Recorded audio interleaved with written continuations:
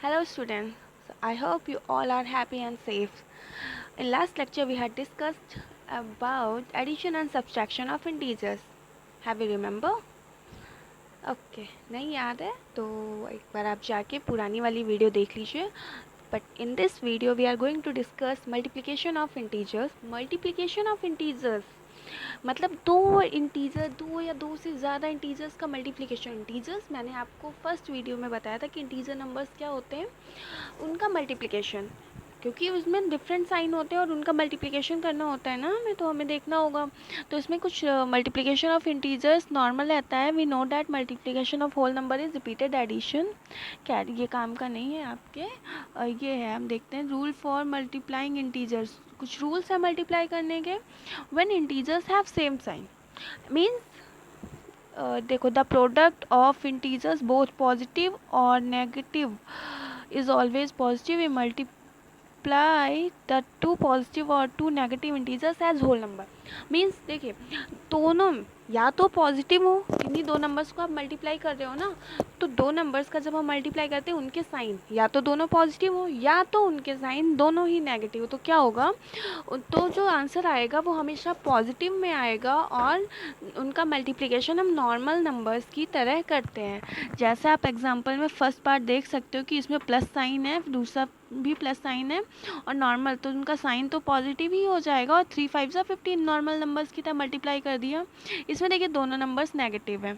-7 multiplied by -4, तो इसमें देखो 7 माइनस साइन है बट हमें आएगा तो पॉजिटिव साइन ही, तो 7 4 28. ओके.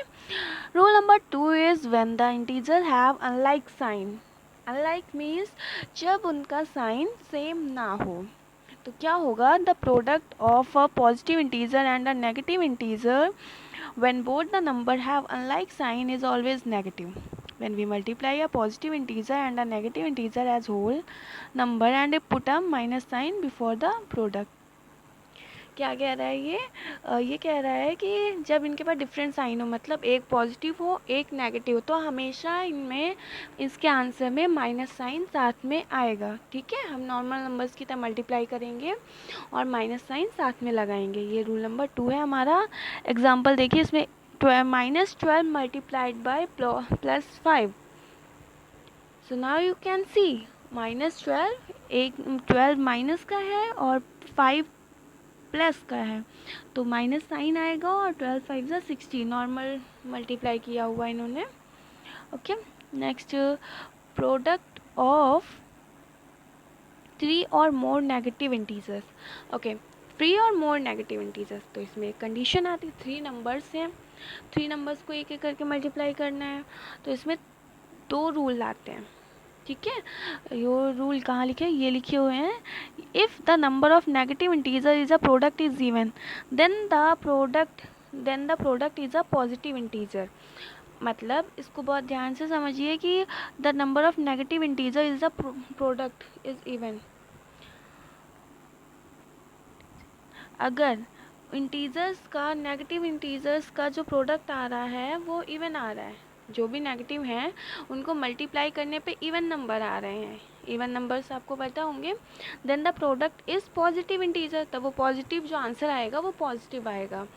अगर the number of negative integer in a product is odd, अगर जो नेगेटिव इंटीजर्स हैं वो अगर ऑड हैं, ठीक है, then the product is a negative number. Means इसको ऐसे समझ सकते हो आप कि क्या होगा, दो नंबर्स हो, इवन नंबर्स मतलब 2 4 6 8. ठीक है, तो अगर 3 नंबर्स का मल्टीप्लाई कर रहे हैं, तो अगर 2 नंबर्स हमारे नेगेटिव हैं, 3 नंबर्स में से 2 नंबर्स हमारे नेगेटिव हैं, तो आपका आंसर जो आएगा वो पॉजिटिव आएगा. अगर 1 नंबर नेगेटिव है या फिर 3 नंबर्स नेगेटिव हैं, तो क्या होगा, आपका जो आंसर आएगा वो नेगेटिव आएगा. Okay. Now I think you all have clear. Okay, now next अब हम बढ़ते हैं प्रॉपर्टीज़ पे, जो हमने एडिशन और सब्सट्रैक्शन के लिए भी पढ़ी थी. Properties of integer. ओके, तो प्रॉपर्टीज़ ऑफ इंटीजर में क्या है, फर्स्ट प्रॉपर्टी आपकी जैसे वहाँ पे थी क्लोजर प्रॉपर्टी. क्लोजर प्रॉपर्टी में क्या है, सिंपल है, the product of two integer is always an integer. मतलब किन्हीं दो इंटीजर्स को मल्टीप्लाई करने पे हमें इंटीजर ही मिलेगा।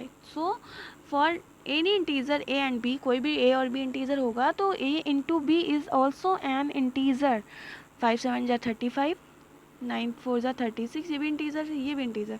Commutative property have you remember, तो एडिशन के लिए पता है ना कि क्रॉस साइड चेंज करके कर देते थे, तो यहाँ भी multiplication of integer is a commutative.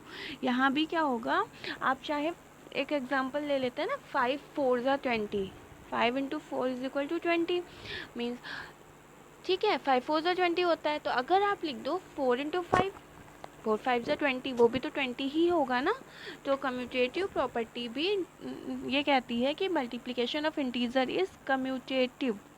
Okay, next property है एसोसिएटिव। प्रॉपर्टीज़ बहुत इंपॉर्टेंट होती हैं अलजेब्रा में, तो इन्हें बहुत ध्यान से समझिए। अगर नहीं आता है तो इस वीडियो को बार बार देखिए, आपको ज़रूर समझ में आ जाए। Associative property, multiplication of integer is associative. जी हाँ, multiplication of integers is associative, कि मीन्स आपकी कोई भी सेट है, 3 इंटीजर्स का कोई भी सेट है, तो उसमें अगर आप साइड चेंज कर दो तो क्या वो आंसर चेंज होगा? नहीं, वो आंसर चेंज नहीं होगा। कैसे? मान लेते हैं हमारे पास 3 नंबर्स हैं, 1 इंटू 2 इंटू 3, ठीक है, तो हम पहले क्या करते हैं, 2 1 जा 2, देन 3 से मल्टीप्लाई करते हैं तो 2 3 जा 6, दूसरे साइड हम लिखते हैं 3 इंटू 2 इंटू 1, तो 3 2 जा 6, देन मल्टीप्लाइड बाय 1, तो 6 1 जा 6, नहीं चेंज हो रहा है ना आंसर, तो it is also applicable. Associative property भी होती है इसमें। नेक्स्ट फोर्थ है आपका multiplication of any integer by 0। Identity वाली प्रॉपर्टी है ये। तो क्या है, product of integer and 0 is 0। किसी भी इंटीजर को 0 से मल्टीप्लाई करने पे आपको क्या मिलेगा? 0 मिलेगा, ठीक है। मल्टीप्लिकेटिव आइडेंटिटी, 1 हमें कब 1 इसमें क्या होता है, हमें एक आंसर कब मिलता है, जब हम क्या करते हैं, 1 is the multiplicative identity for integers. मतलब आइडेंटिटी का मतलब है हम क्या उसमें मल्टीप्लाई करें कि हमें आंसर सेम मिले। एडिशन में हम क्या करते थे, वहाँ पे हम आइडेंटिटी लाने के लिए सेम नंबर से अपोजिट साइन वाले नंबर से ऐड करते थे, ठीक है, तो क्या हो जाता था, वही 0 से ऐड करते थे, सॉरी 0 से ऐड करते थे तो वही नंबर आता था। यहाँ पे 1 से मल्टीप्लाई करने पे, यहाँ पे अगर 0 से मल्टीप्लाई करेंगे तो 0 हो जाएगा, ठीक है। लेकिन यहाँ पे क्या है, 1 is identity for any integer, 1 is multiplicative identity for any integer. क्या है, 1 मल्टीप्लिकेटिव आइडेंटिटी होगी इंटीजर के लिए। डिस्ट्रीब्यूटिव प्रॉपर्टी, ये वही डिस्ट्रीब्यूटिव प्रॉपर्टी में क्या है, multiplication of integer is distributive over their addition. मीन्स यहाँ पे ये प्रॉपर्टी एक्स्ट्रा है, ये हमने एडिशन में नहीं पढ़ी है। इसमें यह है कि ओवर एडिशन मतलब किन्हीं दो ए बी सी 3 नंबर्स हैं, 3 नंबर्स हैं, 3 नंबर्स में से एक को किसी से ऐड किया जा रहा है, ठीक है। मान लीजिए ए बी और सी को ऐड कर रहे हैं और उसे ए से मल्टीप्लाई कर रहे हैं दूसरे साइड में, क्या तो इससे क्या होगा, उससे हमारा आंसर क्या होगा, सेम रहेगा, है ना। नेक्स्ट आपका क्या, multiplication of integer is distributive over there subtraction. जी हाँ, distributive over there subtraction. Distributive का मतलब ये होता है कि जो नंबर डिस्ट्रीब्यूटिव में क्या होता है कि आप इस तरह से मान लीजिए कोई नंबर लिखा हुआ है a इंटू बी प्लस सी। ये मैंने पिछली क्लास में भी आपको बताया था कि a इससे भी मल्टीप्लाई होगा और इससे भी मल्टीप्लाई होगा, ठीक है। तो यही डिस्ट्रीब्यूटिव प्रॉपर्टी है, यही सब्सट्रैक्शन में भी होता है, ठीक है। सब्सट्रैक्शन में भी अगर मान लीजिए a इंटू बी माइनस सी, ठीक है, ये आपका कोई है तो इसमें a पहले यहाँ भी b से मल्टीप्लाई होगा, देन माइनस साइन के बाद c से भी मल्टीप्लाई होगा, ओके। तो डिस्ट्रीब्यूटिव प्रॉपर्टी भी होती है इसमें, ये आपकी कुछ okay. So now we have to do some questions. Exercise number, हाँ yes, exercise number 1.3। Let's see exercise number 1.3 में क्या है, फिलअप्स आपको खुद करने होंगे, आप खुद करिएगा।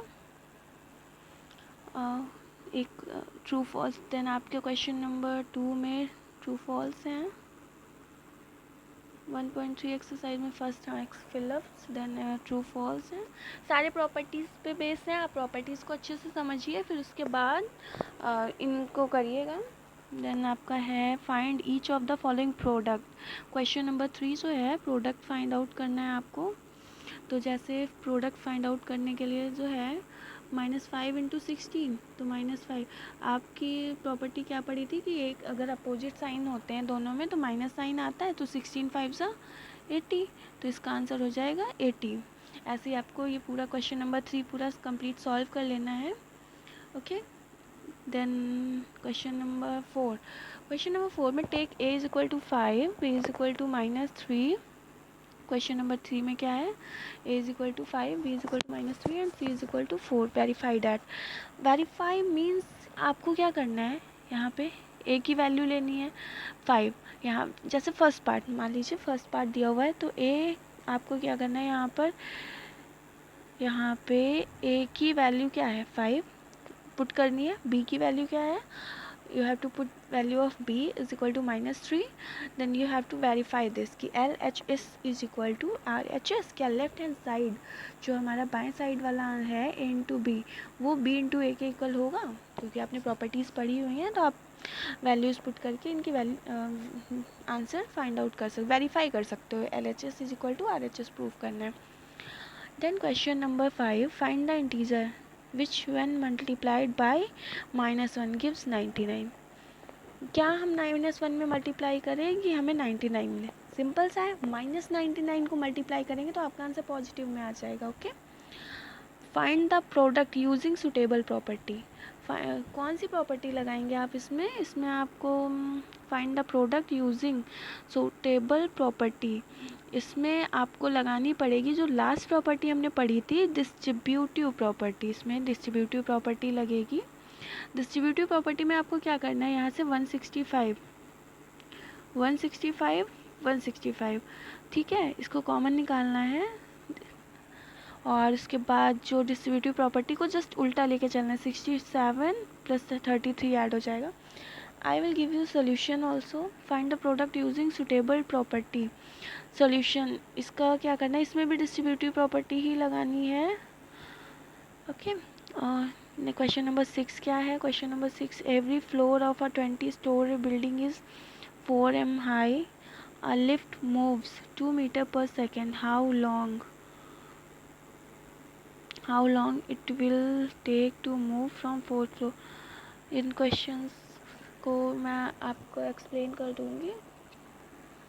ओके, ठीक है, तो अगर आपको कोई भी क्वेश्चंस ना समझ, बाकी क्वेश्चंस 6 और 7 नंबर करिएगा। बाकी अगर आपको कोई क्वेश्चंस नहीं समझ में आते हैं तो आप इस वीडियो को बार बार देखिए आप, और उसके बाद भी कोई प्रॉब्लम रहती है then I will solve. Thank you, have a nice day.